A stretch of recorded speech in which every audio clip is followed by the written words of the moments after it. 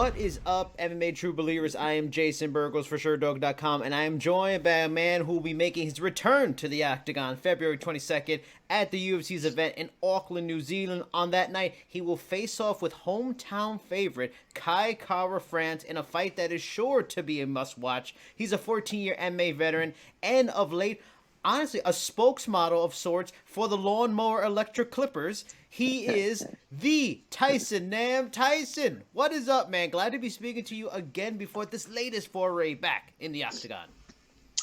I'm doing good, man. I'm getting putting the finishing touches on training, getting ready to fly over there to New Zealand to put a butt whooping. Now, I was talking to Jalen Turner a couple of days ago. He's also on the same car, and he's got to do 12 hours. Is your flight also 12 hours, or are you a little short? Because you're in Hawaii, right? Or no, you're in Oregon. I'm in Hawaii. Okay. It is shorter, Okay. but on a certain days only is it shorter. So we got to fly to LA and then back travel, make a U-turn all the way back to Auckland. What? Why? Why can't you just go straight away from there? It only flies there on like Tuesday, Wednesday, Thursday, or something like that. And So we're were flying you- out on Sunday. So Sunday you didn't want to. Was it too expensive to do that Tuesday, Wednesday, and then take extra days there, and you had to go to Sunday? I don't know how it worked out, but I mean, I still got to finish off my training camp over here, and Sunday was the best way to leave. So, it's not like traveling is a new thing to me. So, just another day. Now, of course, I have to first talk about your social campaign of late for the Lawnmower Electric Clippers from Manscaped. Yeah. The posts are great. For anyone who's watching that hasn't seen them, go look them up. They're hilarious. Until recently, it seemed like you were setting yourself up as to be Mr. Manscaped. And then I see Louis Smolka has taken it to a whole other level. He does the full body shave using the lawnmower. Tyson, my man, how do you top this? Do you need to go full Monty now with the lawnmower? With that guy, he's so hairy that, I mean, he's got a lot more to buzz than I do. So he wins in that department, and yeah, he's been putting out some Louis been putting out some great content with that, and I gotta dig deep into my library of thought to come up with something to match that.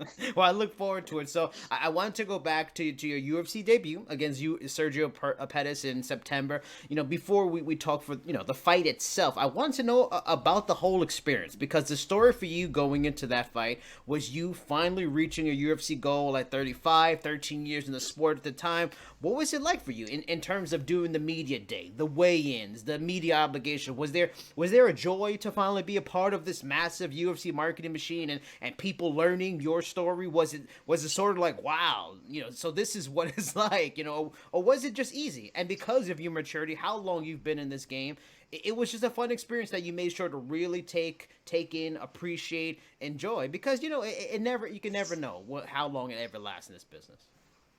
Yeah, it was a great joy, but it wasn't like a shock or an awe just because I've already been there. I've been there once for Lewis, and I've been there like 3 or 4 times for Ricky, so I know exactly how well things are ran. And when I was going through the process, it was just like, yeah, this is so much better than like any other show out there. Yeah. Everything is so well oiled. Everything is run down to the second, so you know exactly where you got to be at what time. And I'm just glad to be here, and this is where I should have been a long time ago, and here I am gonna do it for the second time. What was it like to finally get in the Octagon? The more I talk to fighters, the more it seems like the concept of the Octagon jitters is a bit overblown. Maybe not for you, who knows? Were you awestruck to finally be out there after such a long way and getting that classic UFC entrance, the announcement, all that stuff, or was it really like every other fight? The cage is just like any other. And when you have been doing it as long as you have been, it's just another day at the office. It's just the Octagon.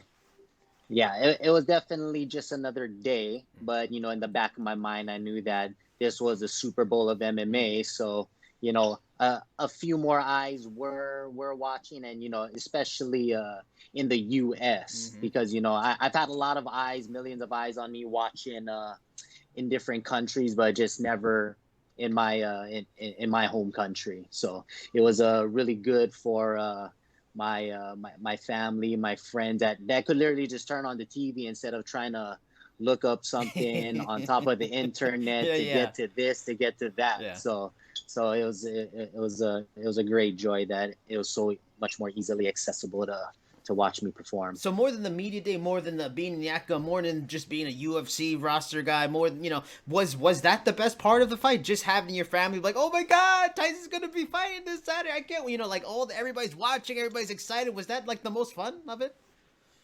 Um, it was just being in the octagon, fighting number 5 Sergio Pettis in front of the world. I mean, I love competition, and I'm pretty sure every other combative sport professional athlete loves just competition in itself. And combative sports is the ultimate competition, one on one, man to man, or woman to woman, hand to hand. There's no other person that you can blame why you lost, why you won. Everything is solely on top of yourself. So it's just that competitive edge. Yeah. I still got it even after this many years, and I'll live with it till the day I die. Looking back at the fight itself, what were your takeaways for you? You unfortunately you didn't get the win, but Sergio's a pretty good fighter, and he took that momentum from your fight, got a nice deal with Bellator, had an impressive debut with them. Was he by far the best fighter you had faced until that point in your career? Because like we talked about last year, they really threw you to the wolves right away in your debut. Or do you look back on that fight with frustration, feeling maybe just the strategy just wasn't right, and it was maybe a missed opportunity? He wasn't as good as maybe the hype has about him. No, Sergio is great. I mean, you can see for yourself in his Bellator debut what he did to his opponent. I mean, starched that guy. Yeah. So I mean, he really is that good. But at the same time, I just got outpointed. I didn't really get hurt or anything of that sort. I mean, anybody that fights at that 7,000 elevation, I mean, we were actually probably tired like within the first round, and oh my gosh, I mean, the air was so thick, but I got outpointed by a point fighter. Do you ever get used to that? Like how did you get used to the elevation at any point in that? Like even in that week you had before, is it that difficult to get used to, especially if you're not coming anywhere near from that? Yeah, I got there like on the Sunday, and we fought on the Saturday. I started feeling somewhat better by Wednesday, but at the same time, you can never get used to that unless you're actually living there in itself. And I want to say that even like the soccer players over there complain about the elevation playing over there. So it's not only myself. I'm pretty sure the rest of the fights on the card, you could tell that everybody got a little bit fatigued a little bit more quickly than they normally would. If you had to choose, is because you were talking about, it's not like the first time you've done traveling, would you almost rather travel further and somewhere to like New Zealand than have to go take another fight at high elevation? Is that effective on you? Yeah, I'd definitely rather travel longer distance and fight at a lower elevation. I mean, over in Hawaii we're at sea level, so I mean, any little bit is definitely going to affect myself and my performance. When we spoke previously, you talked about that you would keep your full-time job as a trainer and not change a thing. A couple months after talking to you, I spoke with James Krause, and he is at a point in his career where he does not need the money from fighting to survive. He took his UFC money early, invested, kept doing a day job for a while in his UFC career. You are doing the same, and I applaud you for it. What did you end up doing with your UFC money? Did it just go in the bank? Did you invest? Did you pay off some bills, or did you splurge a little bit and enjoy yourself? Well, it's my first UFC fight, so it wasn't a whole lot of chunk and change after taxes, coaches, and expenses of the sort. Yeah. But I mean, as you can see, this is the locker room of my my workplace. Nice. All so right. I'm still here. Yep. I'm still here. I'm still helping people out on a daily basis with their fitness goals. I mean, just being around fitness helps to keep me in shape, help to motivate me, want me to eat healthier even when I don't have a fight. Because, I mean, my last fight was probably 5 months ago. There's a pretty good amount of weight that you could put on within 5 months. So if you're not around fitness or people trying to stay fit. You can get a little fat.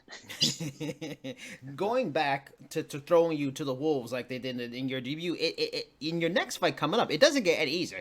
Kara France is coming off a loss, yeah, but this was following an 8-fight winning streak. You know, he seemed to be inching closer to title contention up until that loss, and you're fighting the guy in his home country, no less. In ways, he has a similar style, seems like a little bit to Sergio. How does he stack up next to Sergio in terms of his skill set, do you feel? Do you feel he's a more difficult test in ways, or do you feel maybe he matches up with your particular style much more favorably to make it a much more interesting fight for you?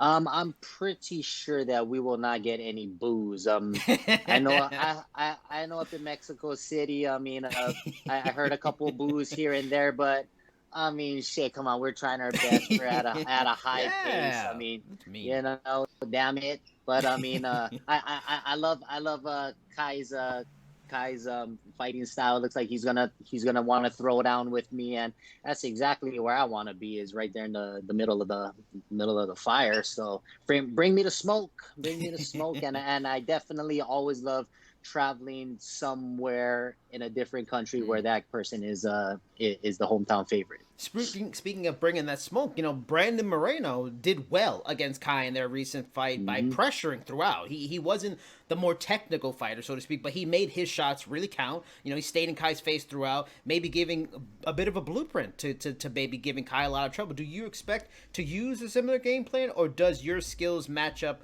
you know, well do they match up well to mirror that, or are you a different fighter and you have to go about getting that W in a different kind of way? You know, we've been working on a couple of things here and there, but I think the biggest thing that I bring to the table is I'm the biggest power puncher in the weight class. Ain't nobody gonna be starching people like me with one strike knockout that I've been doing for so long. I mean, even when I was at 135 pounds, I was putting fools to sleep. So, you know, me dropping down to the flyweight division, I consider myself the biggest puncher up in the division. So, I mean, that's what I bring to the table. If I can set him right in front of me, and if we're winging shots back and forth, I love my chances. If he's throwing and I'm throwing, I feel like, you know, he can hit hard. I feel like I can always hit harder. Is this an open warning to Kai? Don't get Kai. You better be on your bike because you're coming and facing. You don't want to be face to face with the hardest hitter in the division. Is this an open warning to him? No, I mean he'll knock fools out as well too.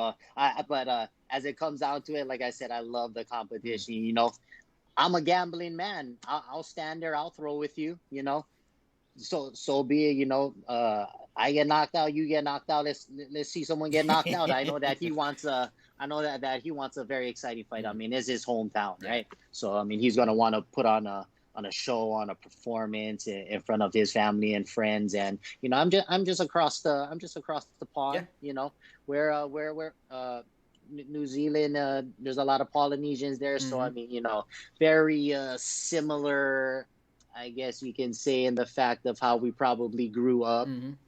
So we're definitely going to want to put on a show. Now that you have the debut out of the way, is there a little more pressure on this fight for you? It took this long to get here. You really have to maximize that earning potential while you can. Is there a little pressure to make sure, you know, you don't start off losing back-to-back fights? Especially the promotion seems to be releasing people much more frequently than they have in the past right now. Is there a little pressure? You know what? You've made peace with being there and not being there, so you're just going out there to have fun. There's always so much pressure on top of this. I mean, you know, yeah, I didn't get my debut, but at the same time, you know, I got the second top 10 contender back to back. So either someone loves me or someone hates me. So either way, they care. So be it. So be it. Pick one and run with it.